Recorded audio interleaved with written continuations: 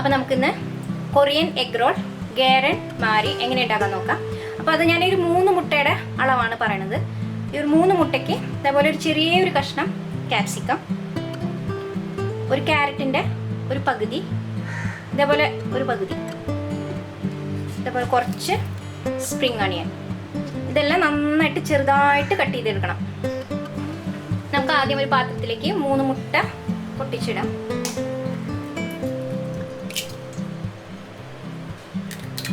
ഇനി ഇതിലേക്ക് നമുക്ക് നമ്മൾ കട്ട് ചെയ്ത് വെച്ചിരിക്കുന്ന ക്യാരറ്റ്, ക്യാപ്സിക്കം, സ്പ്രിംഗ് ഓണിയൻ, ആവശ്യത്തിന് ഉപ്പ്, കുറച്ച് കുരുമുളക് പൊടി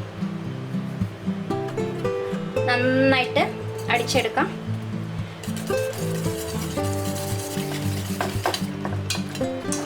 അത് നന്നായിട്ട് അടിച്ചെടുത്തു. ഇനി നമുക്ക് നമ്മുടെ കൊറിയൻ എഗ് റോൾ ഉണ്ടാക്കാം. പാൻ വെച്ചിട്ട് ചൂടാകുമ്പോൾ എണ്ണ ഒഴിച്ചു കൊടുക്കാം. ഇതിൽ നിങ്ങൾക്ക് ബട്ടർ വേണമെങ്കിൽ ബട്ടർ തേച്ച് കൊടുക്കാം. പിന്നെ നിങ്ങൾക്ക് ഇഷ്ടമുള്ള ഏത് എണ്ണയാണോ അത് ഒഴിച്ചു കൊടുക്കാം. എണ്ണ നന്നായിട്ടൊന്ന് തടവാം എല്ലാ ഭാഗത്തും. പാൻ നല്ല ചൂടായതിന് ശേഷം തീ മീഡിയം ഫ്ലെയിമിലാക്കുക. പാൻ നല്ല ചൂടായിട്ടുണ്ട്, തീ മീഡിയം ഫ്ലെയിമിലാക്കുക. നമുക്ക് ഈ മിക്സ് ചെയ്ത് വെച്ചേക്കണ മുട്ടയാണ് ഇതേപോലെ ഒരു കയ്യിലുണ്ട്, ഒരു 2 കയ്യിൽ ഒഴിച്ചു കൊടുക്കാം. നന്നായിട്ടൊന്ന് പരത്തിയെടുക്കാം.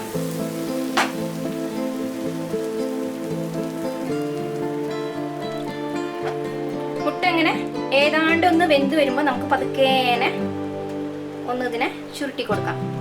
ഇനി നമുക്ക് പതുക്കേനെ ചുരുട്ടാം. ഇപ്പോൾ ഏതാണ്ട് മുട്ട വെന്തിട്ടുണ്ട്, മേലെയൊക്കെ വെന്തു. പിന്നെ നമുക്ക് പതുക്കേനെ ഇങ്ങനെ റോൾ ചെയ്ത് കൊടുക്കാം.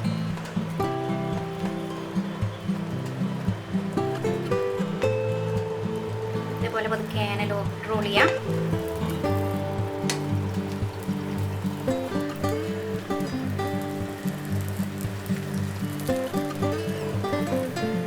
കൂടുതൽ ഇങ്ങനെ പച്ചക്കറി ഇട്ട് കൊടുത്താൽ മുട്ട പൊട്ടിപ്പോവും. അത് കാരണം കൊണ്ടാണ് അധികം ഇടണ്ട എന്ന് പറഞ്ഞത്. അപ്പോൾ ഏകദേശം എന്താ റോൾ ചെയ്തെടുത്തു. ഇനിയിപ്പോൾ നമുക്ക് ഇതിനെ ഈ എൻഡിലേക്ക് നീക്കി വെക്കാം. പിന്നെ നമുക്ക് ഈ സൈഡിലൊന്ന് തടവി കൊടുക്കാം. ഈ സൈഡിൽ നമുക്ക് ബാക്കി 2 കയ്യിൽ മുട്ട ഒഴിച്ചു കൊടുക്കാം. ഒഴിച്ചിട്ട് ഇതേപോലെ നന്നായിട്ടൊന്ന് ഇങ്ങനെ പരത്താം.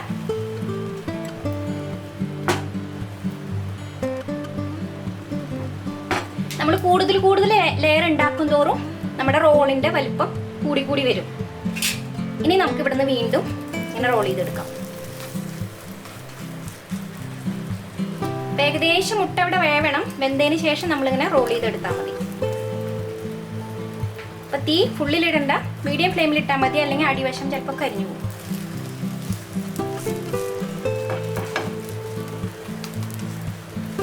ഈ വീണ്ടും മുട്ട നമുക്ക് ഈ എൻഡിലേക്ക് ഒന്ന് നീക്കി കൊടുക്കാം. ഈ ഭാഗത്ത് വീണ്ടും കുറച്ച് എണ്ണ തടവാം. ഈ ഭാഗത്ത് കുറച്ചും കൂടി മുട്ട ഒഴിച്ചു കൊടുക്കാം. ഒരു 2 കയ്യിൽ മുട്ട ഇങ്ങനെ ഒഴിച്ച് നമുക്ക് ഇങ്ങനെ റോൾ ചെയ്തുകൊണ്ട് ഇരിക്കാം. പതുക്കെ ഇങ്ങനെ റോൾ ചെയ്ത് തുടങ്ങാം.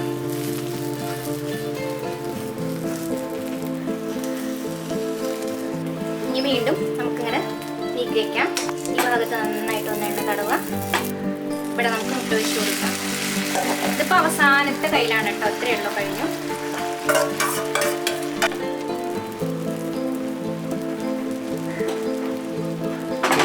ഇപ്പം നമ്മൾ ഈ ഒഴിച്ചു കൊടുത്ത മുട്ടയും ഒന്ന് വെന്തിട്ടുണ്ട്. ഇനി നമുക്ക് പതുക്കെ വീണ്ടും റോൾ ചെയ്ത് തുടങ്ങാം.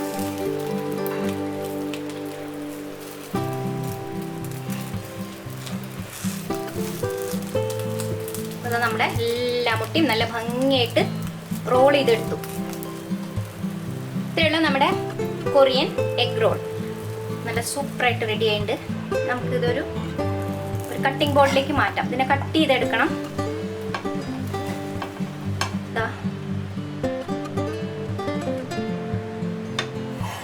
കട്ട് ചെയ്തെടുക്കാം.